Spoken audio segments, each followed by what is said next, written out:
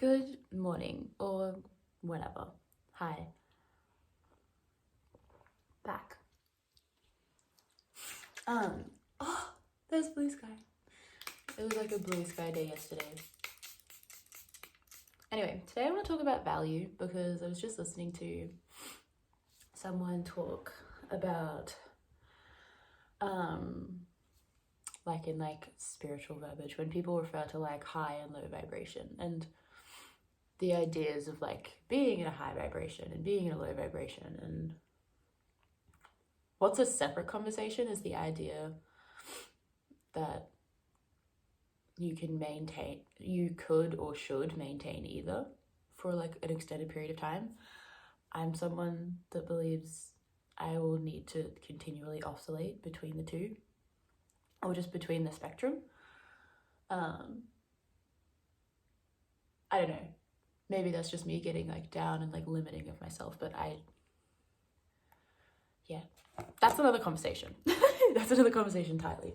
But what came of that is because this person was saying, like, she was speaking about like high vibration, low vibration. She's like, one is not better than the other.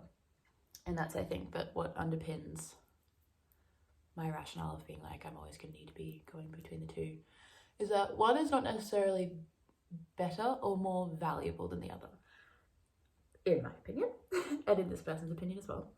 And it just got me thinking about value and about the whole concept of like, isn't Hannah Montana? Life's what you make it. Like, life is what you make it. And when it's truly like made up of the construct of like our thoughts, which are motivated by like our beliefs and our values and our morals. Like, we're such simple creatures, but like, oh, does it create such complexity? Because kind of what I was talking about in the last video that I posted, like, I feel that a lot of what I was taught growing up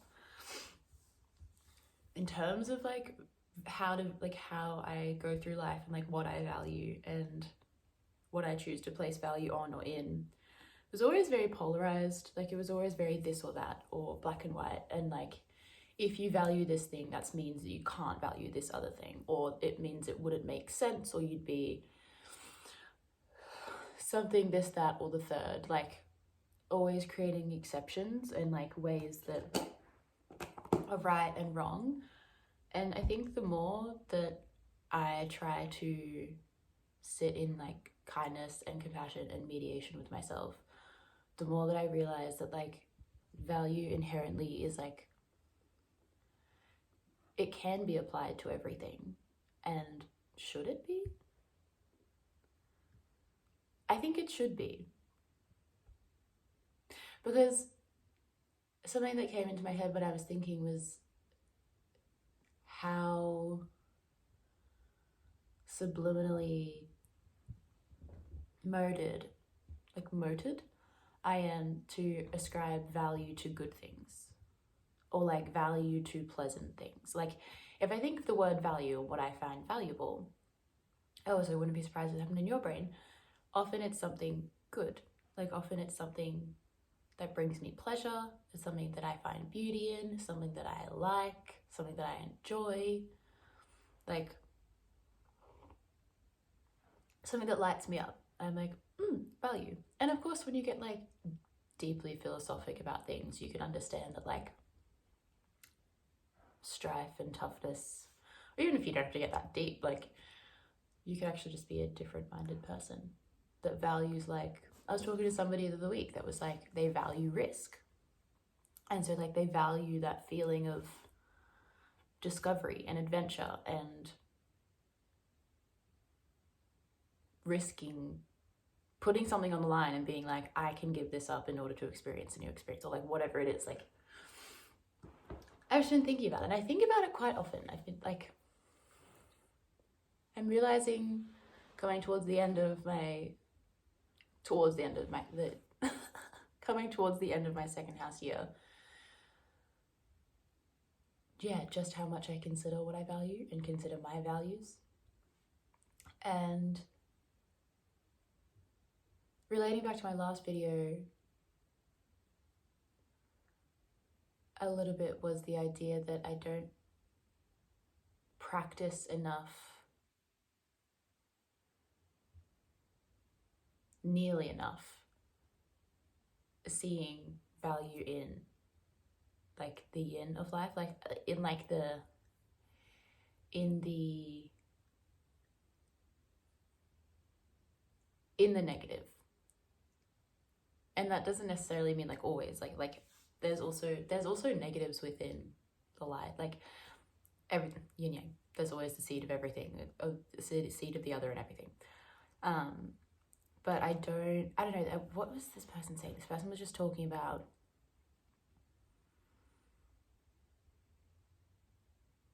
I drew this image. It was talking about people's light and how if you have light, darkness will be attracted to it because it's complementary and it's its opposite. So that makes sense. And the image of like light having darkness and darkness being attracted to that light, I started thinking about it in that way of, especially in people, like if you have a light or if you have a darkness, it's never just one of the things, like it is the yin yang. Like if you are a light, you will have a darkness inside of you, and the darkness that's attracted to you will also have a bit of light inside of it. And I try to hold that in my awareness when I think about a situation like that. Otherwise you can kind of put people and situations on pedestals, and that's when I feel like I can skew my value as a human being, and I can skew the value that I place on experiences with other people and experiences as a whole. Is the inherent sway that my head goes to like look at a situation and look at what might be happening, what may be occurring, what words are said, what actions are done, and seeing the light and going, this is good and this has lessons in it, and I'm happy for that to happen, and I will excuse away or push away the other stuff and just see it as either something that the other person has to deal with or something that I don't need to find value in. I don't need to find lesson in. I don't need to find light in, when I do, because within that darkness is a light. Within that darkness is a value, if we're going to attribute value to light. Does this make sense? I feel like it really quickly got a little bit convoluted, but I'm hoping it made sense, because it's just what's floating in my mind recently, is that I want to decondition myself to associate value with positivity. I want value to be more of a neutral thing, because that's what I guess this person was talking about, high vibration, low vibration. They're saying neither, like they're not good or bad. Like it's not, high vibration doesn't mean good and low vibration doesn't inherently mean bad. It just is. And that's also another phrase that I've been finding really calming with life, is when you find that neutral, when you can really see this does not mean this and this does not mean this. Like it doesn't have to have this meaning of an attribute of good or bad or positive or negative. Like sometimes I feel like half my life, that's what I find myself making sense of, is by being able to be like, this is acting in this way and this is acting in this way. And the other half of my life is just drawn more to and feeling such peace within the acknowledgement of this is that, and it all just is. And I'm trying to value more things for being as they are, for being what they are, and not necessarily ascribing value to something for being positive or good or beneficial or negative or bad or detrimental. So I'm trying to like reframe my mind around understanding like what value is in life.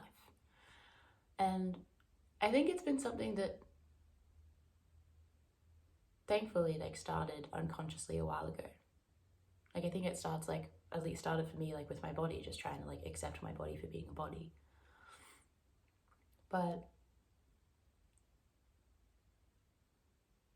now that I'm feeling a little bit more equipped, which could be a trap. But I'm glad that I can come into some kind of awareness around what I feel like my brain's been trying to unconsciously do for me for the past, like, 10 years. You know, when you, like, it's that relieving, it's a relieving feeling when you feel like there's a part of yourself that's kind of just been on, like, what's it called?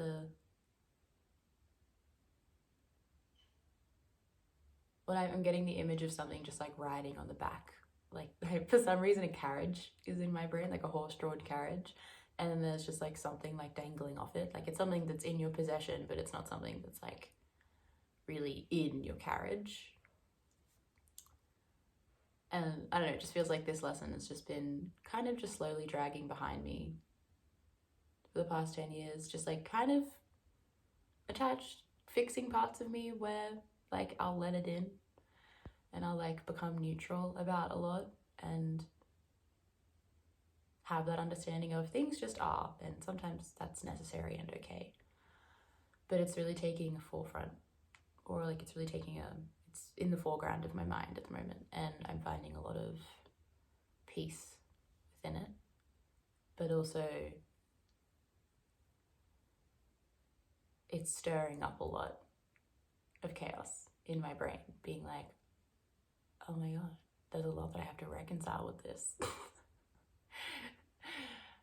And it's giving me that, it's a bridge to mediate between the two, to be able to be like, oh god, that's what all of that's been. Like, going back into memories, or going into my beliefs about things, or perspectives that I've had of situations, and, like, going back into them and, like, getting a real sharp look of what my feelings were dictating and what programmed assumptions were just guiding my path, and being like, oh, yikes.